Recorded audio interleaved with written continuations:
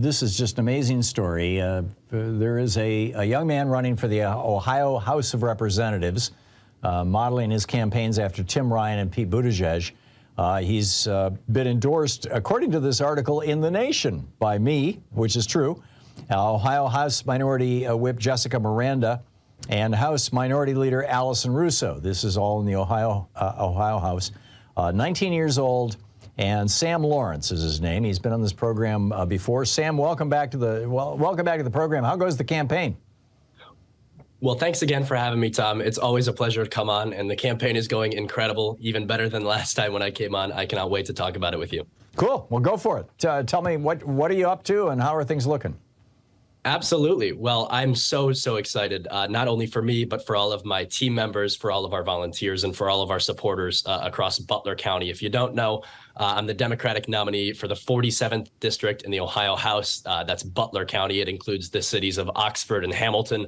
Oxford's where I reside, as I'm a student at Miami University, but we have a huge team of just about 40 staff. Some are paid, some are volunteers, but we are covering ground in every single corner of this district. I'm running against a corrupt and extreme opponent. Her name is Sara Carruthers, and she is static. She is not campaigning. She is refusing to acknowledge or debate me because she expects this election to be handed to her. And I am so excited to surprise her on the morning of November 9th.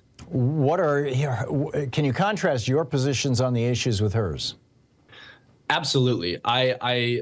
It's interesting to look at Sara Carruthers' record because those of her supporters say she's a moderate and she wants the best for all of her constituents. But when you really look at the issues, it turns out that Sara Carruthers is going along with the mainstream in the Ohio House. And if you don't know, the mainstream in the Ohio House is to be just about the most extreme brand of Republican one can be.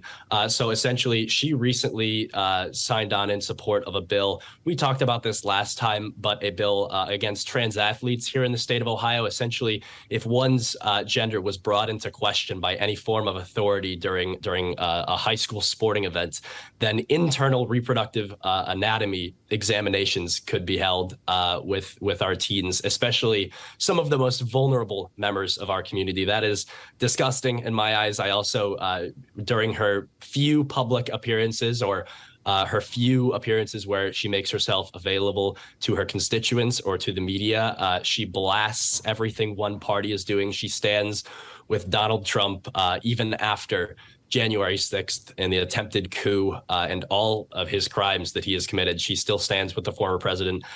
She is in line with Jim Jordan and J.D. Vance, who are both here in Ohio, and it is truly disgusting.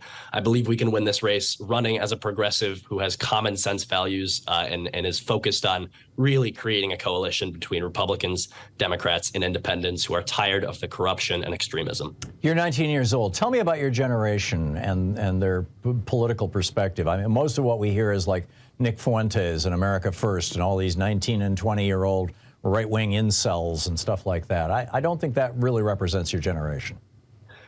I don't think it does either, Tom. And I think what you're hearing there is the very loud minority. I think if you look, and I know this term is unpopular to some, but in Gen Z, we really do have this majority. And if you look at voter registration numbers, if you look at how Gen Z has voted, and I know for some of you, it's crazy to think that there is somebody running for office that is a member of Gen Z. Well, my friend Maxwell Alejandro Frost just won his primary down in Florida and is set to become the first Gen Z member of Congress. And people always ask me why.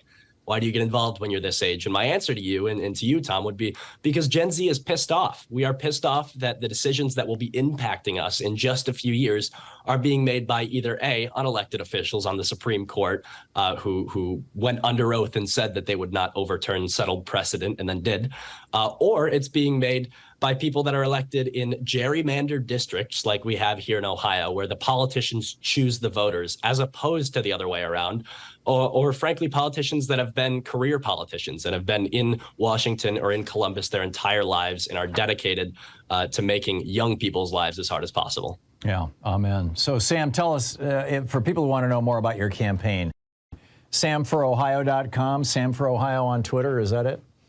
Absolutely. At samforohio.com. And if you'd like to make a donation, donation. We could really use it. You can go to sl4oh.win. My average campaign donation is $34.10 as opposed to Sara Carruthers, my opponent. Hers is $864. We'd love if you could chip in. You can also go to our website, sanforohio.com, and find us on social media, Instagram, Facebook, TikTok, Snapchat, and Twitter, all at Sam for Ohio. I'd love if you check it out. Of course. sanforohio.com, etc. Sam, I wish you the very best. Keep up the great work and keep us up to date, okay? Thank you, Tom. I will. Okay, great talking with you.